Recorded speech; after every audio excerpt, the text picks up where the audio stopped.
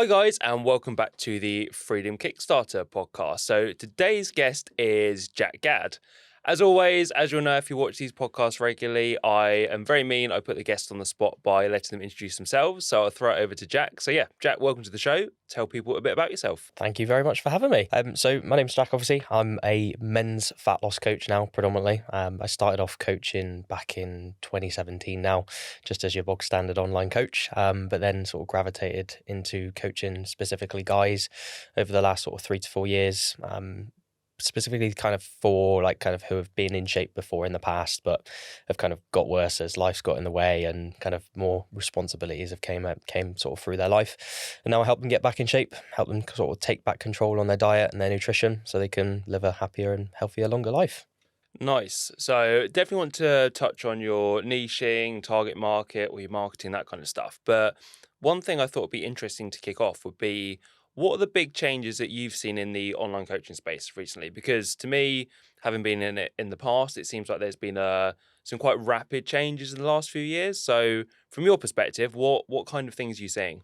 Good. Yeah, it's a good question. So I think when I first started, you could post anything, and majority of the time you would always get people reaching out or people commenting on your stuff and kind of engaging with you. Whereas now you have to be almost quite targeted about the stuff you do talk about. And that predominantly is actually the results. We've almost come a little bit full circle with it in regards to the main reason people want to sign up to online coaching is actually to get a result. And a lot of the coaching space almost went away from that. Following trends, kind of trying to follow like different like kind of fads in things that obviously like might work for someone, but ultimately never does. So a lot of the thing that I've noticed is the more results you post about and the things that actually get someone in shape, the more traction you're going to get. And that was the big thing for me, which helped me a lot over the last few years.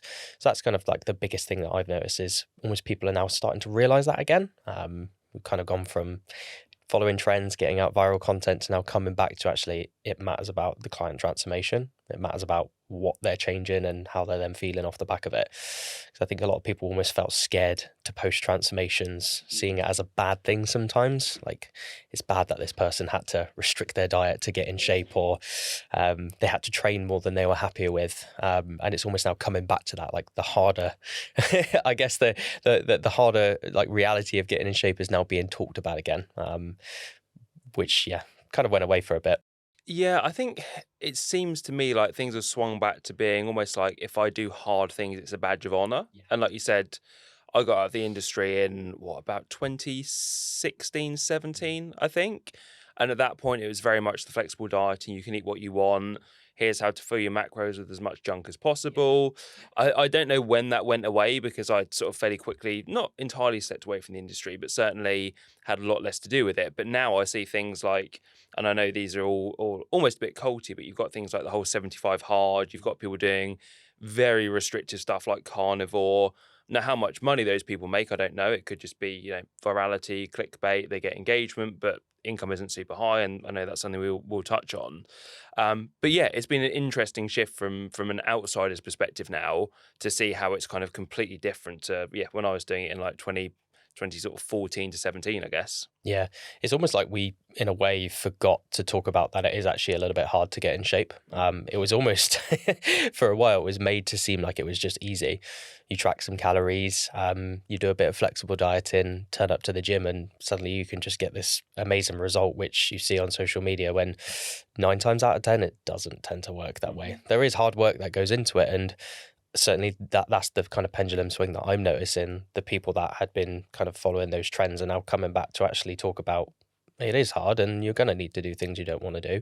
But at the end of the day, if it means you feel better, you feel more confident and you get to a point where it's then maintainable, that's where you want to be. Tell us about how you got into the industry. How did I get into the industry? So it actually started with a protein subscription box company. So when I was kind of looking and getting into fitness, I'd competed back in 2015 and I really liked the process. I just love bodybuilding as a whole. I liked getting coached. I liked checking in with someone and I kind of just enjoyed fitness as a whole. But kind of online coaching at the time for me wasn't something I really wanted to venture in.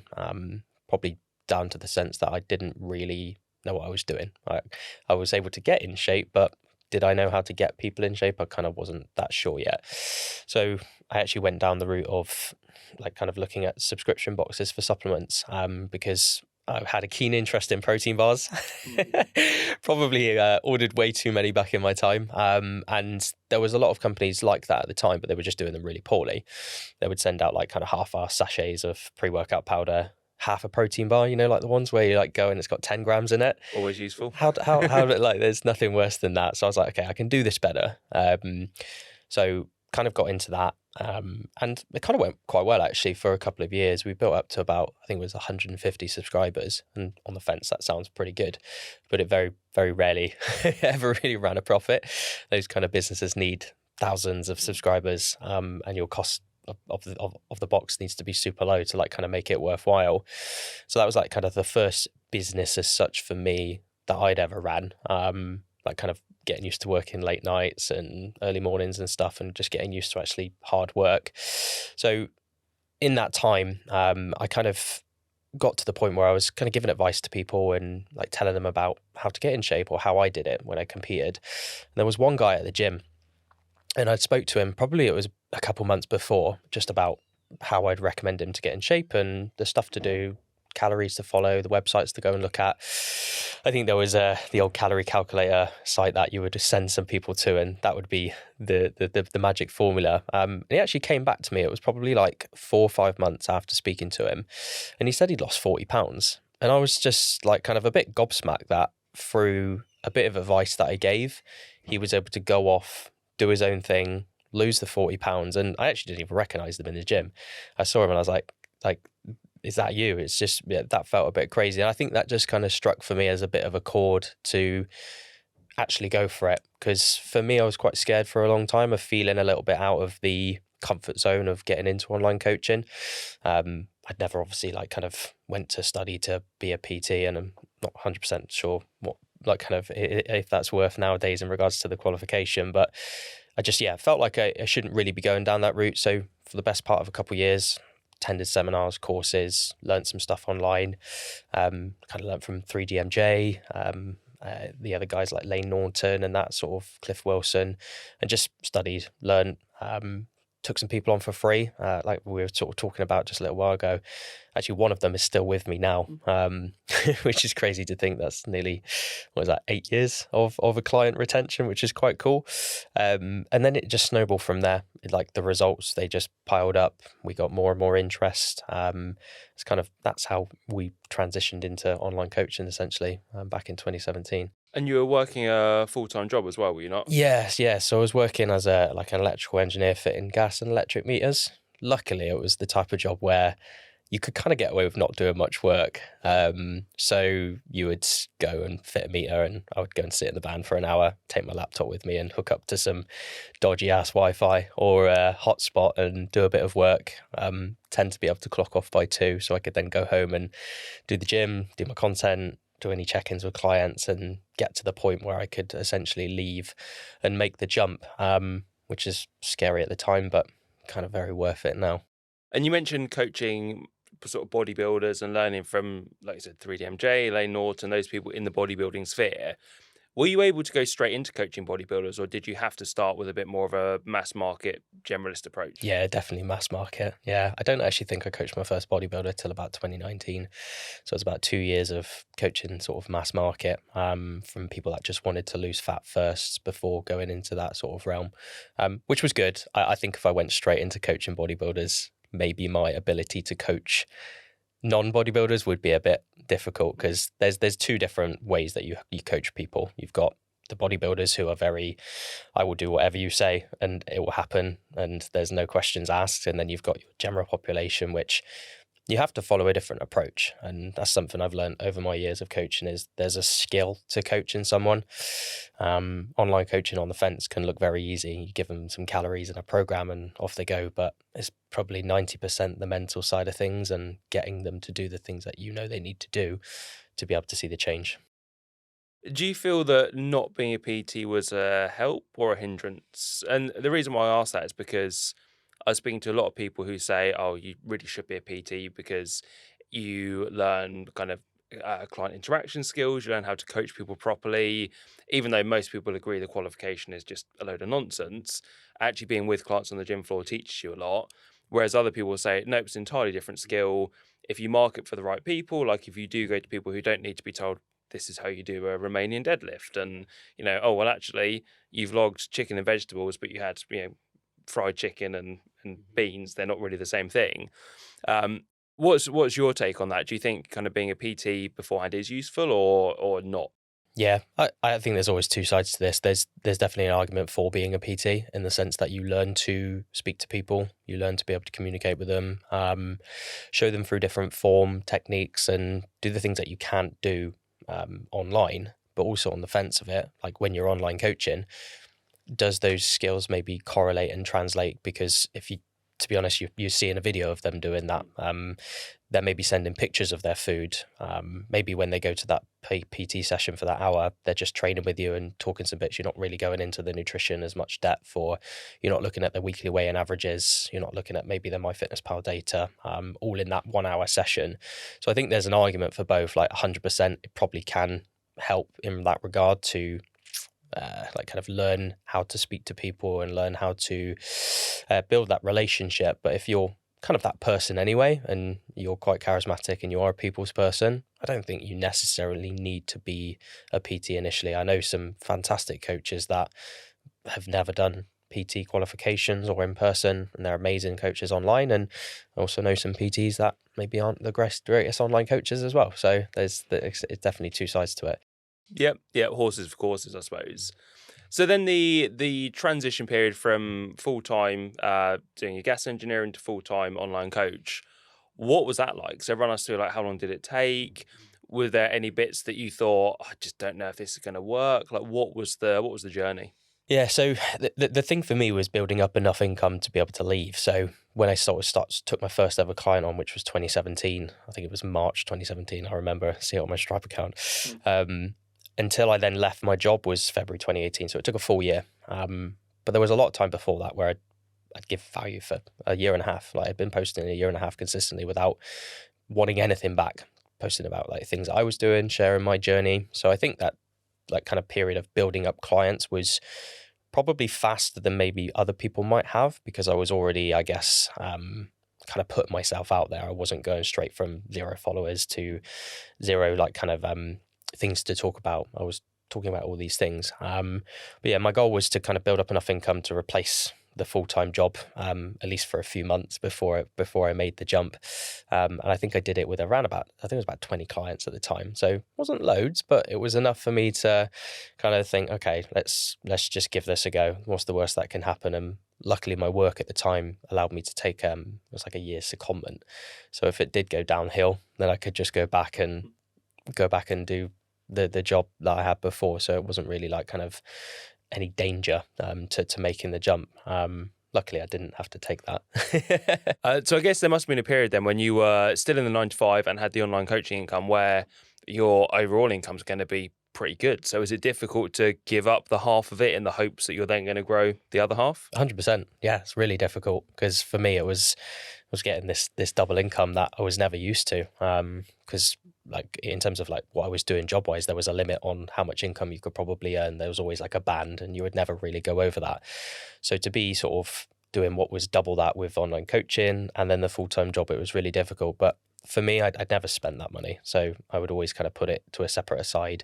So I kind of never really noticed it. It was never like I was using that to fund my lifestyle. So it kind of made that jump just that little bit easier.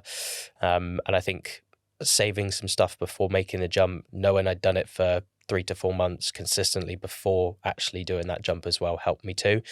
Because it is nerve-wracking.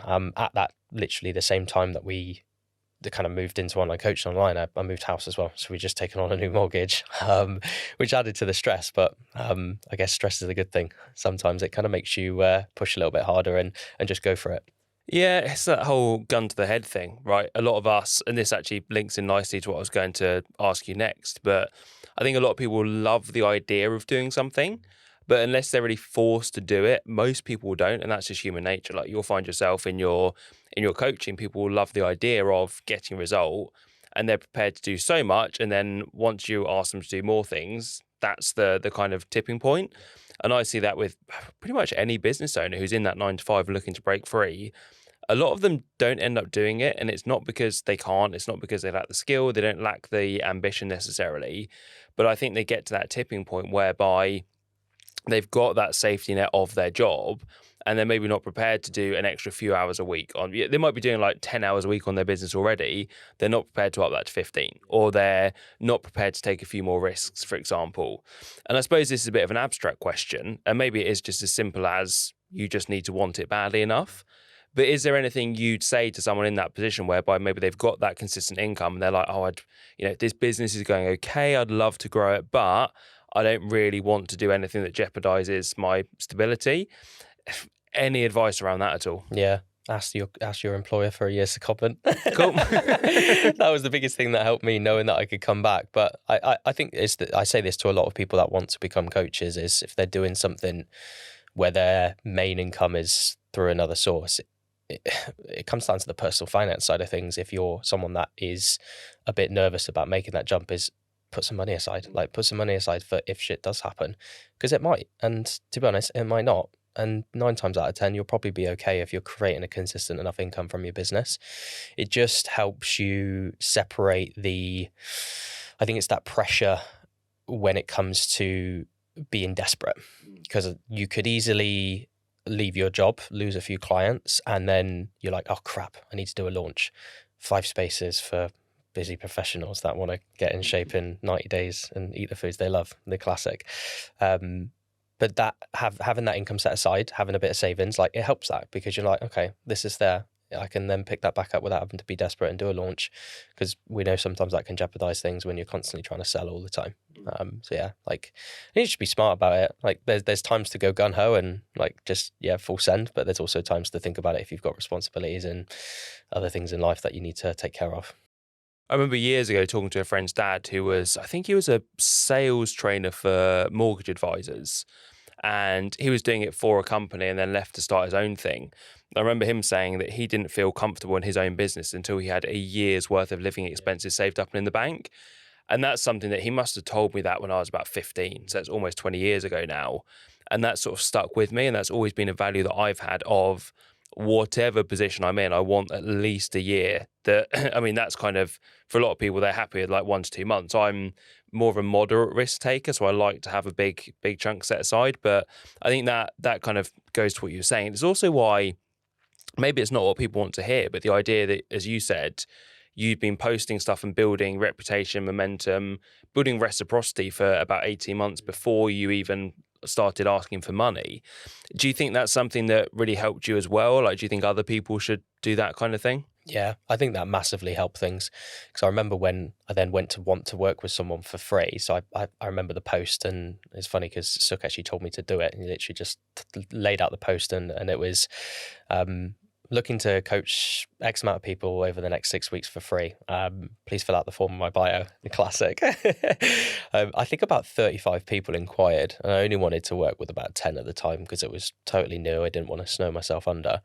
But I think if I had just gone straight into it, and I know this because I've had coaches that have like kind of done the same thing, having started a new Instagram from fresh or a new social media from fresh, they struggle to get people on for free. And that can be the hard thing, is there's no rapport built.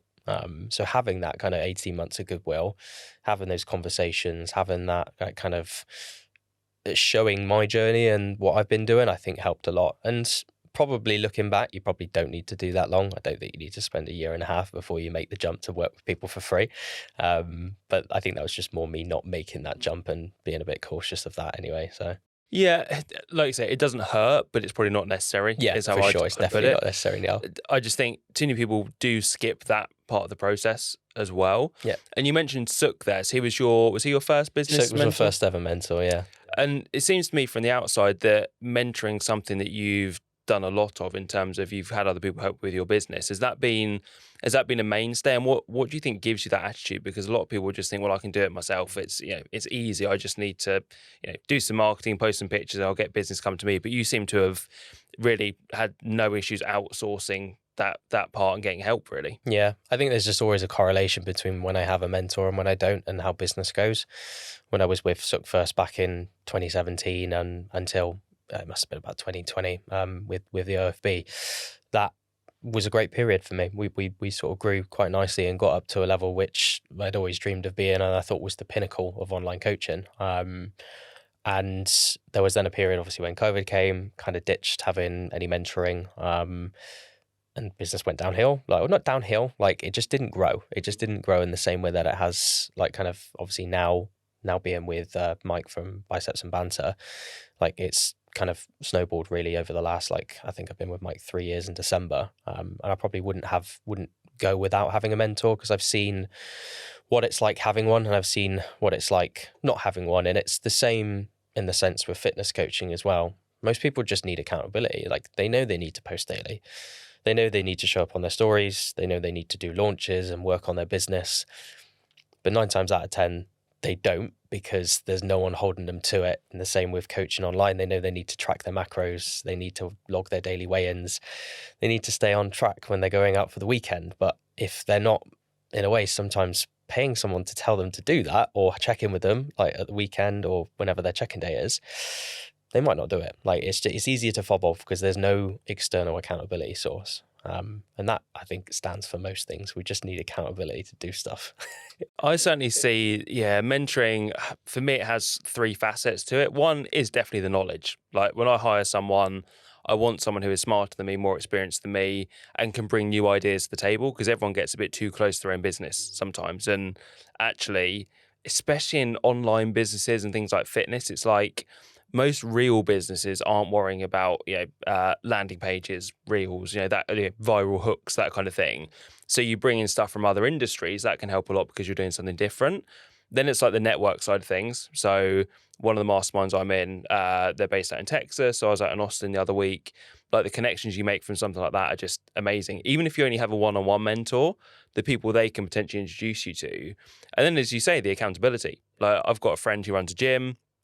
He'd been looking at all these gym growth programs recently, the ones, scaled to, X amount per year, that kind of thing. And I'd even put him in touch with a few people who I trust in that space. And he came back to me and said, "Do you know what? I know exactly what to do. I just need a bit of accountability.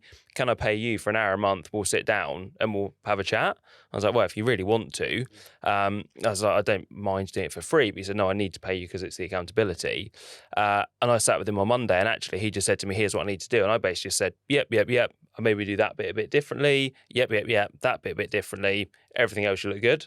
And he was like, "That was well worth the money, because now I'm going to do it." And whether you look at fitness coaching, whether you look at business coaching, it's just such a common theme that you pay for something, you just do it. Even if you know what you should be doing, it makes you pull your finger out and get it done. Yeah, really, it is. You can't beat it, really. The perfect example is I've got a videographer that I see normally like once a month. And if I didn't pay him, I wouldn't do my reels. I just wouldn't do it. Yeah. Because it's the setting up of the camera, it's the editing it after, it's the filming of it. Whereas like meeting him at the gym and at my house, it's done. Like, it's annoying having to pay, but you just kind of, it's one of those things that you just accept as part of business, and it helps drive you forward. And I'd be lost without it. So it's, sometimes you just need to be accountable to something to get it done. Yeah, to be honest, much like this podcast, if I had to sit and do it at home on Zoom, it would not get done. But coming here for a couple of days a month, it gets done. So yes, proof is the proof is there for definite. The other thing I wanted to touch on was, we spoke about this a bit before, but the idea that I mentioned, one thing I see from you is just solid consistency with what you do. You never seem to change your approach. And I mean that in a good way. I don't mean like it's sort of, you're never someone who one month it's like, oh, intermittent fasting's a thing. Next month it's carnivore. Like, you might change what you prescribe people, but it's generally based in fundamental principles. There's never anything overly clickbaity. There's never anything that's kind of jumping on trends, which is something I really like. So it'd be cool to hear you speak to that and mention what you talked about before in terms of the time when you did go down that rabbit hole and what that led to. Yeah, for sure. I guess it's probably best to start with like the build up towards that, because I think that just proves the point of like, when you don't jump from trends, how things can grow quite well. So like, from the 2017 to 2020 period, it was just your normal posting, like from what I would talk about tracking protein, calories, training in the gym X amount of times a week, progressive overload. And like that was the stuff that built me up quite well. I would be realistic about what I talk about, like in terms of that a diet is going to be quite hard and you will have to put work in. And at the end of the diet, you'll have to go through a reverse phase where you build your calories up to not put all the fat back on and everything else like that. And there was this period in, I think it must have been after COVID, when I'm not sure if it was just reels were just kind of just starting to come in. But I tried my hand at trying to be this master craftsman of recipe reels. Just because I had one go viral and I was like, oh, that was cool. I think it reached probably, I think it was like 3 million reels from, it was a chicken wrap. Like, how ridiculous is that? You got to make a chicken wrap, and it's just the way I folded it. So if you get a wrap and cut it down, like just one from half into the middle, you put one fill in there, one fill in there, one fill in there, and there. And if you flip it, it just looks really cool. And that was definitely the thing that made it go quite viral, because you wouldn't normally see that on a video. And yeah, that kind of led to a spiral where we went from, I think it was around about 40,000 followers, because we built up slowly over the years of like kind of just posting consistently and our transformations, to about 100 in the space of a few months. And like I was saying to you earlier, it gets really addictive. You open up your phone and you just see notifications pop up, like 100 likes, 100 new followers, comments, and that would happen like every couple hours. And it's like a little dopamine hit every time you open your app and you think, oh my God, like new like 90K, 100K, and it just goes mental. But unfortunately for me, like chasing that trend was probably the worst time that we had in the business, because for me, I stopped doing what I was like actually built my premise on over the years leading up to that. So I stopped really posting about the transformations because I was addicted chasing new recipe content. I stopped like kind of talking about how people get in shape and how to keep it and like all of the realistic approaches to it. So we took a bit of a downhill spiral with like our clients, and we were getting people in like kind of that didn't really stay with us for longer than a month. Our consults were the wrong people. For a men's fat loss coach, I was getting like kind of mid-50s women who had done Slimming World and don't want to go to the gym. Like kind of, it comes with the caveat of posting recipes. They are going to be the people that are attracted to that.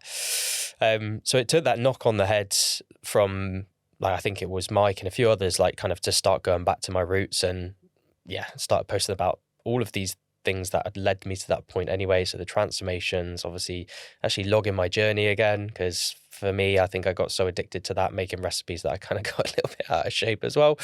And then, yeah, since then it's kind of been going back in that right direction. And I think for me, it just, the proof is the trend is never the right thing to follow. And that's something I've seen lately with people who have been creating viral content, a couple in that space, that they've then come back to actually their roots with what they would talk about. And I don't know whether that helps because they've built a following, and there's going to be people in that maybe do resonate and gel with that. But yeah, you realize that it's just not the right thing when you start doing it. Well, it's tough because sometimes you do that and you build a following and enough people buy, but a lot of the time they don't. So I put out an offer recently that was to coaching, mentoring type offer, and put some caveats in of, you need an email list of at least this much, social following of at least this much. And I had quite a few people apply who had huge followings, huge to me, like 150K. I think one had about 350K following. And the amount of money they were making was just so low. And I initially thought, well, they must have big followings but zero engagement. But they didn't. They had a lot of engagement. But as you said, it was people who were looking and liking, but they either just didn't want to buy or it wasn't the right thing for them to buy. And I often say to people that you get this idea that, oh, well, having a big following can't be a bad thing. Well, no, it's not. But if you're creating content to keep that big following, then that content can actually repel the people who would genuinely buy into you. And it kind of sounds like maybe that was happening. The guys who you would have been attracting possibly saw you as like, I don't know, not, maybe this is a cliche phrase, but not evidence-based enough or not serious enough about training because you were trying to appeal to this mass market. Yeah, no, exactly right. Like 100%. It would have had that effect, I think. And I think that time where we was posting about that, you probably like kind of put off those people that maybe would have worked with you because you kind of go in another direction, which they probably don't want. They want a coach who is maybe a bit more grounded and maybe not as many followers, because actually they maybe think they might have more time with that person. And there is that to consider. If someone's got a lot of followers and their engagement's huge, like, are they going to have the time to coach you? And people will think that. People will. I've had people on consult calls ask me like kind of, how many clients do I work with, because they're worried that I won't be able to like kind of fulfill them and give them the time they need, which is never an issue, because like at the end of the day everyone gets what they need from me. And but I can see why people might kind of fear that a little bit. I think the thing for me as well is like the engagement side of things. You go viral and you create these things which do send your followers up, but at the end of the day, if you're then transitioning back to the posts that got you those people in the first place, that can have a bit of a downside effect. Like for someone like myself who's got, what is it, like 100,000 followers, I've not got the engagement that some people of like 5,000 followers do.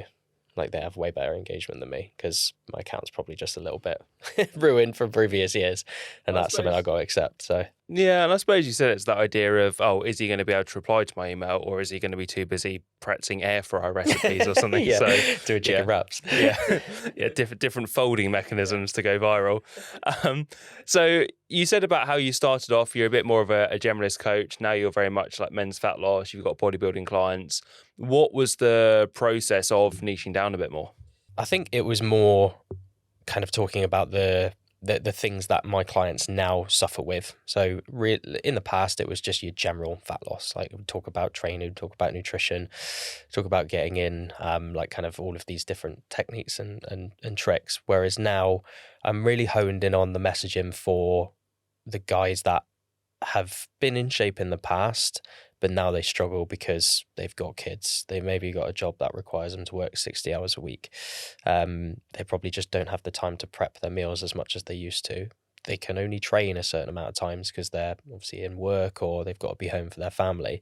So I think really that the message inside for me was the big thing, and like not being afraid to not like kind of go away from that. Because sometimes when I think you want to talk in a post, in an email, there's this fear of like, if I talk specifically to that, I'm gonna like not engage the others. That's the point. Like that's the point of what you want. You want to like actually not have those people join, because they're probably not going to be the right people for you. So I think not being afraid to showcase that within the transformations we have, and within like kind of actually the content we put out, that was the big thing for me. Like really, I guess like the cliche niching down in the content a little bit. Yeah, that really helped.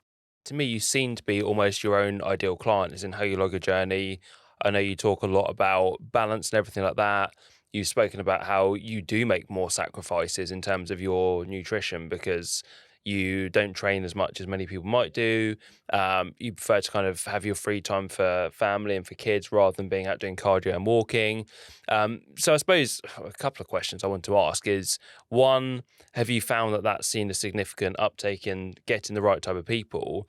And second, I thought it'd be cool just to touch on like, what your average day is and how you balance everything. So let's do the first one first, then we'll go off on a bit more of a tangent. Yeah, for sure. I think in terms of like kind of the stuff I talk about now, massively has helped like conversation start. Because when I'm talking about how I fast now because my calories are quite low, so I leave them to the end of the day to have my kids or like with dinner, people ask questions like, okay, how are you doing the fast? Like what are you eating up until, what are you then like kind of drinking up until that 1 p.m. time? And like, I know that sounds like quite silly, but a DM that talks about that, that's for someone who's talking to me, not another online coach. So they might want to work with me in one of my programs in the future. When I'm talking about how I'm only training 3 days a week and it's done through upper, lower, upper, whatever it is, people then curious, okay, how do you fit that into 45 minutes? So it asks those questions. And because I can then showcase myself getting in like photo shoot shape, doing that, which we did last year, I think it comes to that thing of like, people are going to want to do that as well themselves if they're in my position. If they're in their 30s, or let's just say they're in their 40s or a little bit later, and they've maybe been in shape in the past and they can't see themselves doing that now because they're as busy as they are or their life's quite hectic.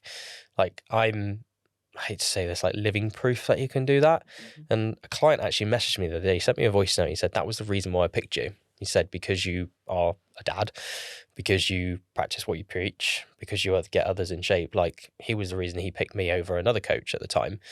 And I think you are always your main selling point in most things. Obviously, unless you're a guy specifically working with females, like you're going to have to transition and do different ways. But like if you're like kind of your person, you are your ideal client, it becomes a hell of a lot easier because you can just show what you do, show how you train, show like your life, and people just ask questions. And like that curiosity leads to them eventually reaching out at some point when they need help. Cool. And talk to us even about what you do in terms of balancing the business, balancing the training, balancing family life. Like what might a typical day look like for you? Yeah, so a typical day at the minute, like, because I do check-ins Monday, Tuesday and Wednesday at the minute, so I split them across 3 days. So a typical Monday for me right now is I wake up around about 5, get a couple hours check-ins done before the kids wake up and create havoc on the household. And then I will drop Hugo off to nursery, go and train because the gym is like literally 5 minutes away, so that works great with my day. Come back and then again check-ins up till around about 1 p.m. Try and get the majority done by then because I kind of lose a lot of my mental focus by the time it gets a little bit later in the day when you've done 25-30 Loom videos. It kind of it goes on a little bit. And then I'll eat my first meal because I tend to typically fast whenever I'm doing like a diet, which would just be like big salad and mincemeat bowls. I've kind of almost trademarked a burger bowl, which everyone seems to follow now. Need to put a trademark on it anyway. And then from there, just any other like kind of extra work that kind of happens, content, late check-ins as they come in. And then family time, 4 till 7, just dinner, bath, bed, like the chaos of what happens between that time. It's just a bit of a blur, to be honest. And then a little bit of work in the evening, just like kind of might be some emails and stuff, or if we're doing a launch, prep for the next day's email, whatever it might be. And then that's the day. So it's quite a full on day. Like that is Monday to Wednesday, every single week. So it is very full on, and the majority of my work is done normally by Wednesday. And then kind of the latter part of the week, Thursday, Friday, is content. If I'm doing stuff with my editor, we'll do stuff on those days. Stuff like this today. And yeah, just kind of maybe a bit of training, maybe actually a little bit of relaxing, go and attempt to hit some balls on the driving range very poorly. But yeah, that's like kind of my typical days at the minute. So they're quite full on because of the numbers that we're working with, but I enjoy it. Like I've got a good routine and it's a nice setup right now. How many clients have you got on the book? So we work with anywhere from around about 80 to 90 at the minute. Co-coach has got around about 20 or 25. So like within the business, we've got over 100 normally at any one time. And then we've got our fat loss program, Shred 7, which when it launches typically has anywhere from like 50 to 60. So yeah. Nice. And you've just made your first hire with the co-coach, is that right? Yeah, back in October last year. So it's something I dwelled on for a long time because for me to almost like kind of be responsible for someone's like kind of part of their income is a big thing.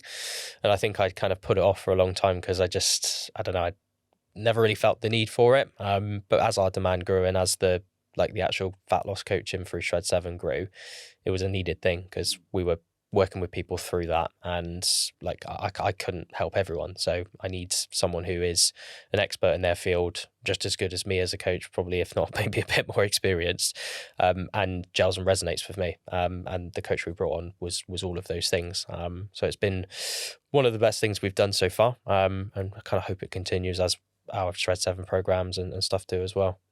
What was the process for going through that hire? Like, what did you look for? Did you put out for applicants?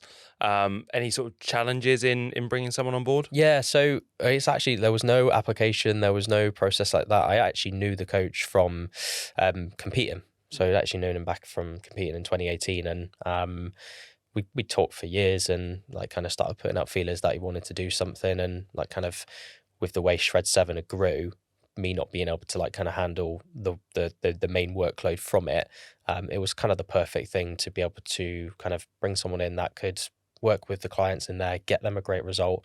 Typically 9 times out of 10, like kind of will get a good uptake from Shred 7 into one-to-one because they've lost a good amount of fat over 7 weeks. They've learned what coaching is about. They know it works, the accountability, they've not had to invest too much. So like moving into one-to-one is the kind of the natural next step. And having him there obviously kind of take the majority of the clients on is a great way for us to carry on getting results in the business as well. Because I think that was the thing for me, was like, I am limited to a certain number. Like I know for me, going over like kind of my one-to-one client numbers is too much. Like I would then have to work on, do a Thursday check-in day, and like I just don't want to do that. Like that then starts to creep into my life and like my sanity, I think. So it just kind of made sense to I hate to say the word scale. Like whether we grow from here, I don't know, but like I'm enjoying the process at the minute.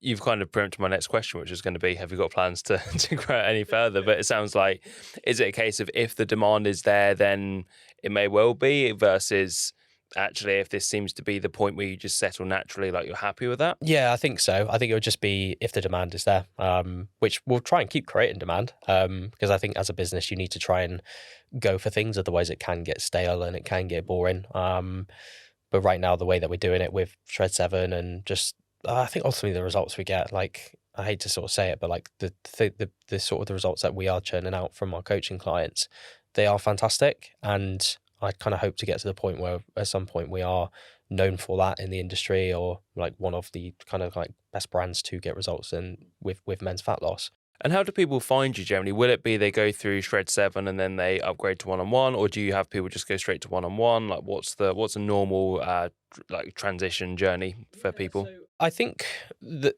going through Shred 7 tends to create a better quality client because they get used to us for 7 weeks before they move into one-to-one.